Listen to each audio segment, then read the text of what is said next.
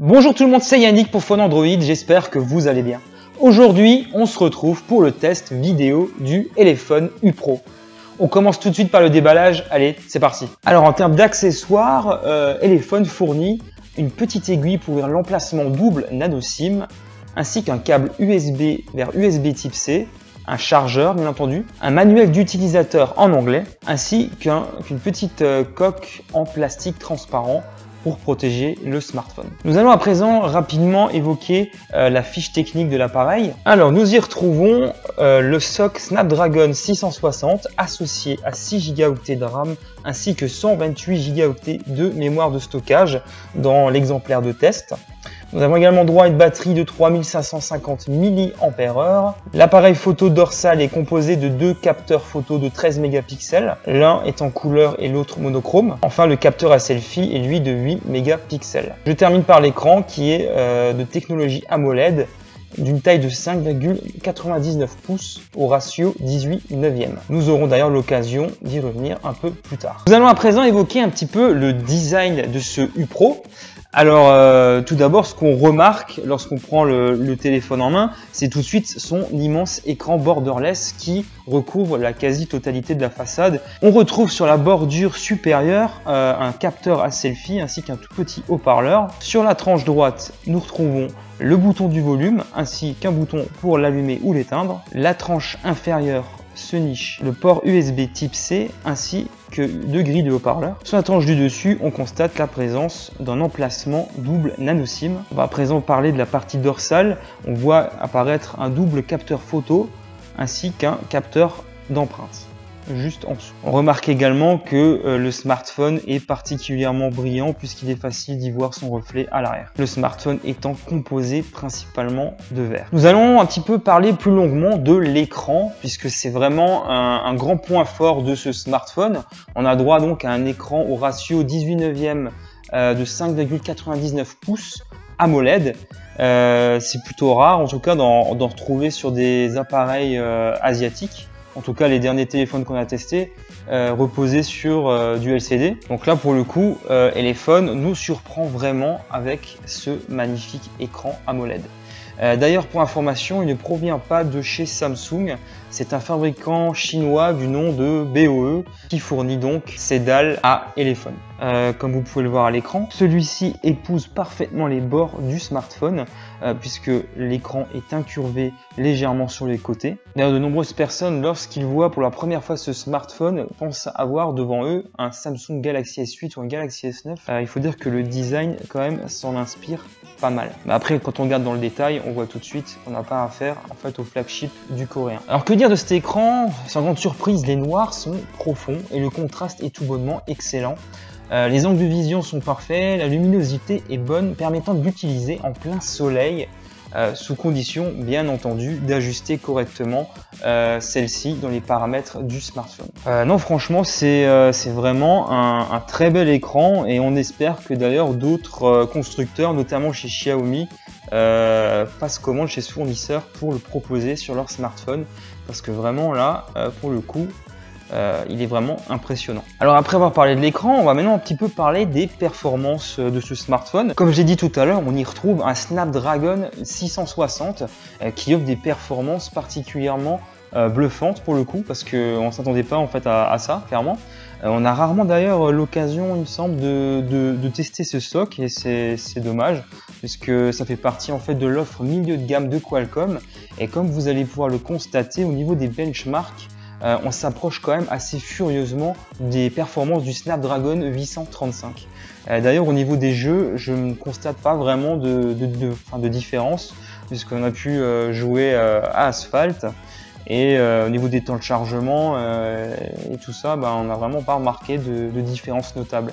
C'est vraiment un SoC impressionnant. Et comme je disais, c'est dommage de ne pas le retrouver dans davantage de smartphones milieu de gamme. Ensuite, gros point positif également, puisque le Snapdragon 660 est associé à 6 Go de RAM dans notre exemplaire de test. Il y a également une autre variante avec 4 Go de RAM. Que dire en dehors du fait que cela contribue à une bonne expérience du multitâche sur le smartphone, clairement, puisque on a aussi la possibilité d'avoir facilement une dizaine d'applications lancées en tâche de fond et pouvoir les réouvrir sans aucun problème, y compris les jeux. Voilà, donc c'est vraiment un smartphone performant pour le coup, et on est vraiment bluffé par effectivement toute la puissance que propose ce SoC, qui, rappelons-le, n'est pourtant pas un SoC haut de gamme. Là, on va un petit peu aborder la question de l'interface. Alors, on tourne là actuellement sous Android 8.0 Oreo.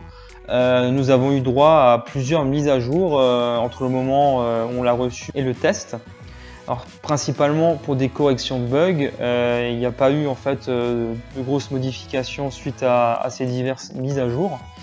Donc au niveau de l'interface, on se retrouve finalement avec un Android assez peu modifié et quelques touches de personnalisation de Elephone se contentent en fait de modifier quelques icônes, enfin le look de quelques icônes.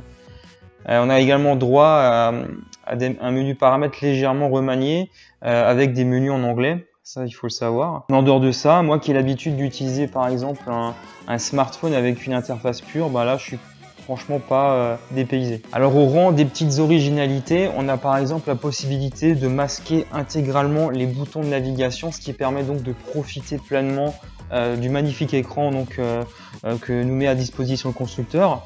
Alors il faut savoir donc que ça s'accompagne par des petites originalités comme le fait de, par exemple, si vous voulez retourner sur, maintenant retourner sur le bureau, il suffit de faire un slide du bas de l'écran vers le milieu.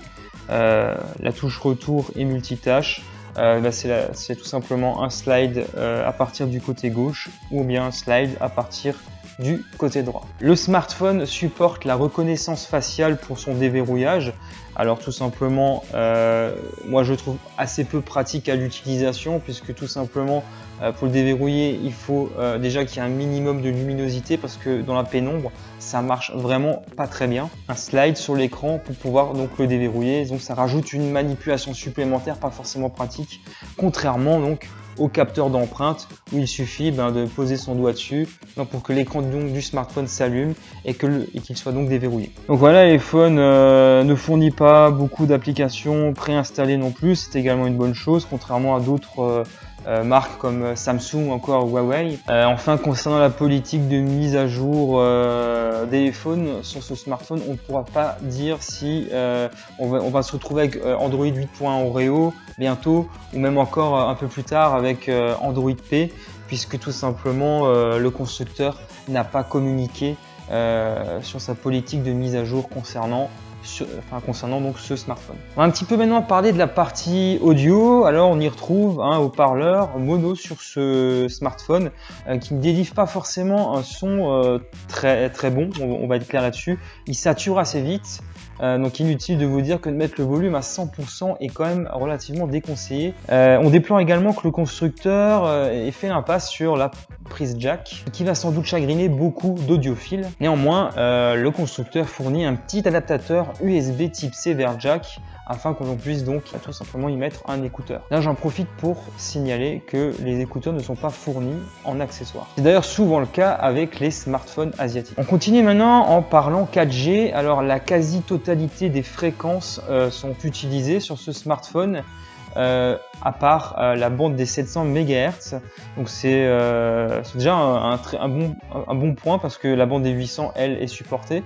Donc on va dire la majorité des fréquences sont donc utilisées actuellement sur ce smartphone. Donc c'est vraiment un point fort, puisque actuellement les téléphones asiatiques, ça arrive quand même de manière assez récurrente qu'ils ne soient pas compatibles avec nos bandes de fréquence 800 MHz. Ensuite, au niveau de la localisation, rien à dire, ça fonctionne très bien et très vite aussi, comme la plupart d'ailleurs des appareils, donc inutile de tourner autour du pot pendant 107 ans, ça fonctionne très bien. On va à présent aborder un chapitre ô combien important pour de nombreux consommateurs, l'appareil photo, qui est donc composé d'un double capteur provenant d'ailleurs de chez Samsung, un capteur donc de 13 mégapixels ouvrant à f2.2 couleur, et le second qui reprend en fait les mêmes caractéristiques, sauf que celui-ci est monochrome. Alors au niveau des clichés, c'est un petit peu brouillon, puisque les photos ne sont pas toujours très nettes.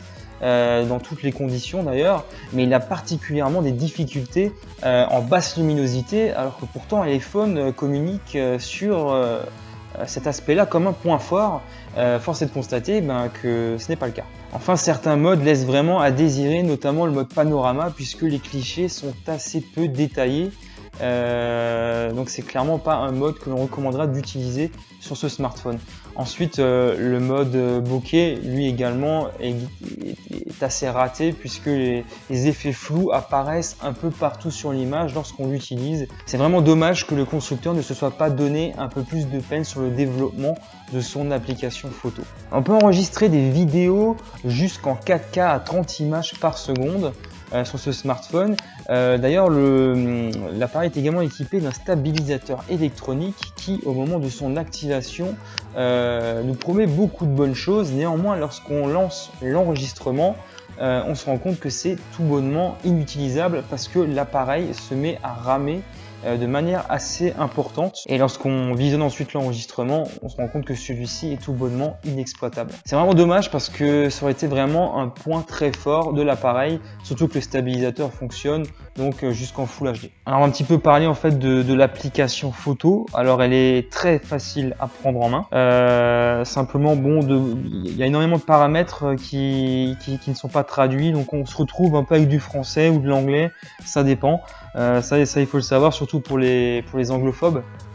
On peut en tout cas facilement modifier les différents réglages pour obtenir, on va dire, les meilleurs clichés possibles, en fonction donc des conditions. Donc, au niveau du capteur à selfie, celui-ci est vraiment très peu performant, cliché dans la pénombre, malgré le fait que le constructeur ait pensé à y mettre un système de flash avec tout simplement l'écran qui devient blanc à ce moment-là. C'est une bonne idée, mais ça fonctionne assez mal selon nous. Alors, pour conclure en fait au sujet de ce que propose en termes de capteur photo Elephone sur ce smartphone, c'est clairement pas convaincant, surtout qu'on va l'aborder un peu plus tard. Elephone demande quand même un prix relativement élevé pour ce smartphone. On aurait donc pu s'attendre à bien mieux. On va à présent aborder un autre point fort de ce smartphone, l'autonomie, puisque le smartphone dispose donc d'une batterie de 3550 mAh.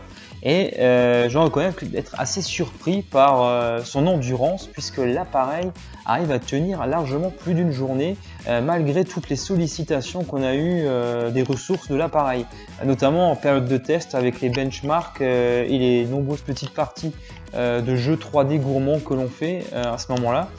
Et effectivement, ce petit bijou tient facilement la journée malgré tout ça. On peut penser donc tenir peut-être 2 jours à condition de vraiment être modéré sur l'utilisation du smartphone, mais franchement c'est un gros point fort de ce U Pro. On retrouve naturellement un mode économiseur de batterie qui permet de grappiller de précieuses minutes loin d'une prise électrique. On va entamer un chapitre qui fait mal au portefeuille, c'est le cas de le dire, puisque ce smartphone est proposé en import chez Gearbest à hauteur d'un peu plus de 400 €, un tarif que je trouve particulièrement prohibitif au vu de la fiche technique en tout cas. Il y a des appareils qui sont proposés à ces prix-là qui sont beaucoup plus attrayants selon moi. Bon, là c'est la version 128 Go avec 6 Go de RAM. Moment où malheureusement où j'ai fait cette vidéo, la version 64 Go avec 4 Go de RAM n'est malheureusement pas disponible, donc je ne pourrais pas vous communiquer le prix de cette variante. Néanmoins, à plus de 400 € cet appareil, personnellement je trouve que c'est un prix beaucoup trop élevé. Certes, c'est un appareil qui a quand même de nombreux atouts, mais néanmoins j'ai plutôt tendance à préférer quand même la marque Xiaomi, tout simplement, déjà parce qu'ils suivent leurs produits pendant un certain temps, déjà pour commencer, alors qu'Elephone, je ne connais pas la réputation du constructeur, mais d'après ce que j'ai pu voir, le suivi c'est pas vraiment le point fort du constructeur. Enfin bref, chacun aura son avis sur la question, tout simplement là c'est notre ressenti. Nous on trouve tout simplement l'appareil pas vraiment abordable au point de vue en tout cas fiche technique. Le rapport qualité-prix n'est clairement selon nous pas au rendez-vous. Alors pour conclure, qu'est-ce qu'on pense nous de ce Elephone U Pro? Alors On est assez partagé quand même sur ce smartphone. Il a certes un magnifique écran AMOLED qui lui donne d'ailleurs un joli design borderless, assez aguicheur, il faut bien le reconnaître.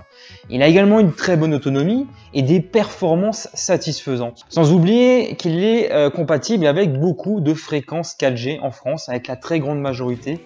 C'est également un point fort du smartphone. Cependant, on regrette que celui-ci soit trop cher, il faut bien le reconnaître. Le prix n'est clairement pas intéressant compte tenu de ce que nous propose cet appareil. Malgré toutes ces bonnes choses, il est trop cher.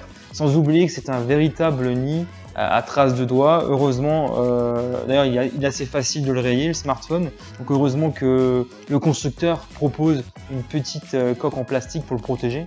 Enfin, le haut-parleur n'est clairement pas son point fort, puisque comme je l'ai dit tout à l'heure, les distorsions arrivent assez rapidement sans même mettre le volume à 100%. Donc si le tarif du smartphone était beaucoup moins important, on dirait effectivement de foncer, on va dire un smartphone comme ça, s'il pouvait être proposé, on va dire, à un peu moins de 300 €, ce serait vraiment intéressant.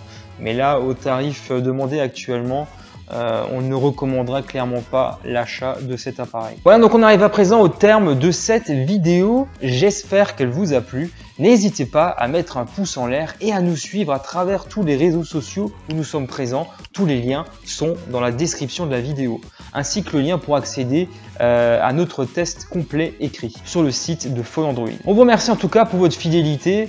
Vous êtes toujours plus nombreux à vous abonner à notre chaîne YouTube et pour ça, on vous en remercie. Pour ma part, je vous retrouve très bientôt dans une prochaine vidéo. D'ici là, portez-vous bien. Allez, ciao tout le monde.